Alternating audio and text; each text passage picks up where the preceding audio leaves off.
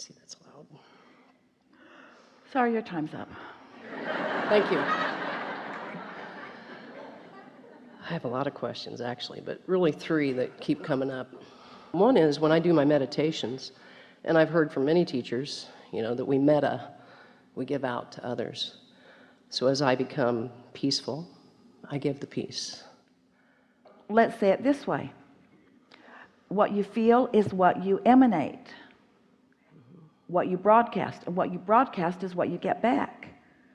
But most people, what they get back is what they broadcast. We want you to broadcast and then get back. Most people are looking for someone to love them or look for someone to appreciate them. And we say, if you can get in the mode of appreciation, so that's what you're broadcasting, then that's what you begin to get back. So everything you said is accurate. We just want to add this expanded awareness about it, because most people don't break the cycle. Whatever's been happening is what they expect, and what they expect is what happens, and what happens is what they expect, and what they expect is what happens. And so then they don't feel like they have any creative control in any of it. And when you prove to yourself that you can change what you expect before there is a demonstration of it, because you can unconditionally expect, then you've got it. Then you're free.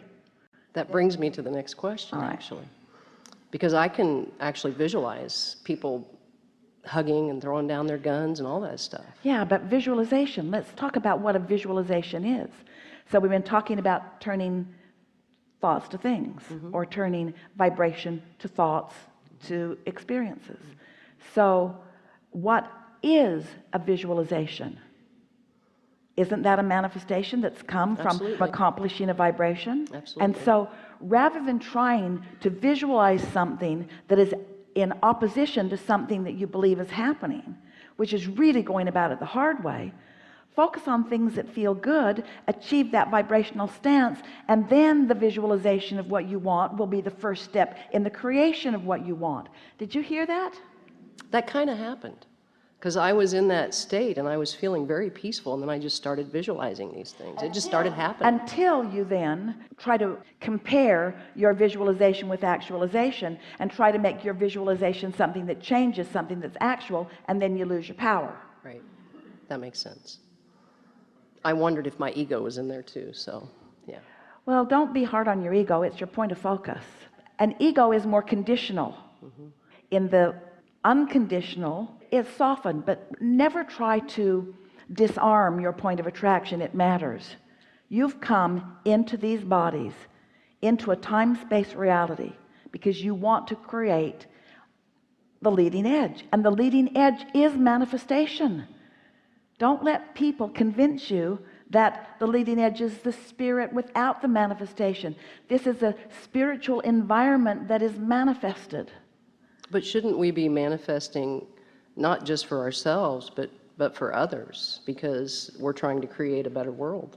Yeah, but that assumes that others don't have the power to create for themselves. That's a sort of insult, isn't it? I do this for you because I see you can't do it for yourself, or you're not good at it, or you're not hooked up to it, so I'll do it. Well, I'll do it for you, you failure. Kind of like looking at others with love. Say again? Looking at others with love, and seeing them for the best they can be. And seeing them as their inner being sees them, joining forces with their own inner being. But when you do it for them rather than for your alignment, then you start taking score of whether they're catching on or not. Gotcha.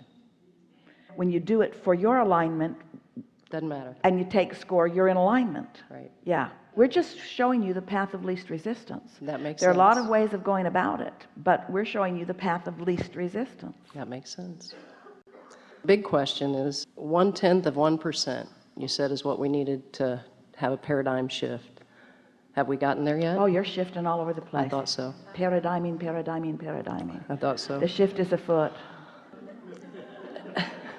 Since we're all great creators, to be better co-creators with someone else, what's a good way for a couple who's working on individual alignment very clearly with each other separately, getting into alignment and then trying to create something together, like, anything? By getting into alignment and letting that be what you're reaching for, and then following the inspiration that comes as a result of that. That's what we've been trying to do. So. Yeah, just get into alignment, And you know, you all say, I just got the best idea.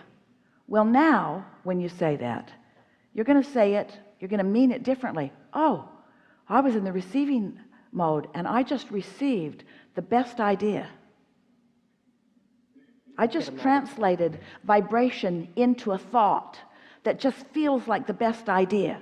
And I'm just going to revel in that until I feel an impulse to act in some direction.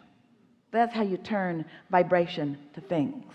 So then you get to that point and you're asking yourself questions all the time, it seems like. Like? Is that my ego talking, or is that really source? How do you know the difference between the two? That's your ego interpreting for source. Okay. And without your ego, it would be very quiet. Yeah, would be. If a tree falls in the forest and there's no one there to hear it, did it make a sound? No. No. So if source had knowing and presented it and no one was there to receive it, did the good idea happen? No. It's a good time to stop beating up on ego. Yeah. And start embracing the personality part that you play in this leading edge experience. It's difficult sometimes to even realize that there is another self, because I feel so great just being here. That's good. That's a good thing. Yeah. Yeah. That's all Enough? I have. Really good. Thank you. Wow.